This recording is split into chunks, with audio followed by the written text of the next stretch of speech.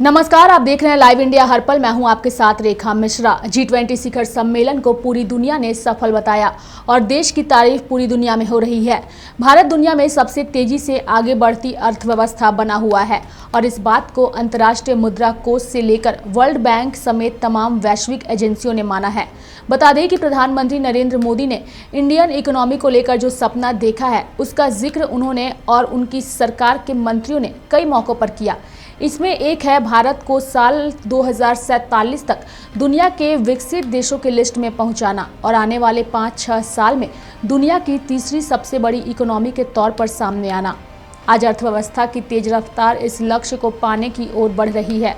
अब तो वैश्विक निकायों ने भी पीएम मोदी के इन सपनों पर अपनी मुहर लगा दी है।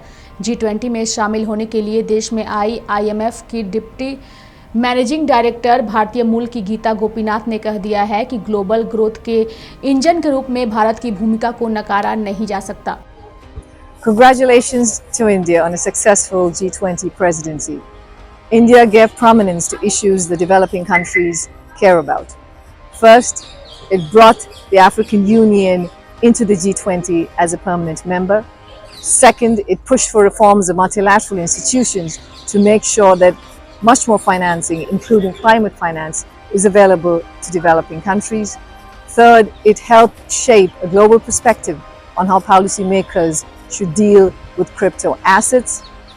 It made progress on dealing with debt issues, including through its co-leadership of the Global Sovereign Debt Roundtable. And lastly, India's leadership in the digital public infrastructure space was squarely recognized, and we expect that many countries will emulate it.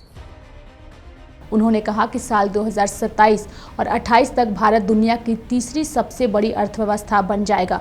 उन्होंने आगे कहा कि आने वाले सालों में भारत का global development में अहम रोल होगा और वैश्विक ग्रोथ में देश का योगदान 15% तक पहुंच जाएगा। हालांकि इस लक्ष्य तक पहुंचने के लिए इन्होंने लेबर मार्केट में सुधार, व्यापार करने में आसानी, शिक्षा की गुणवत्ता और महिला श्रम बल की भागीदारी बढ़ाने की ज़रूरत पर विशेष जोर दिया है।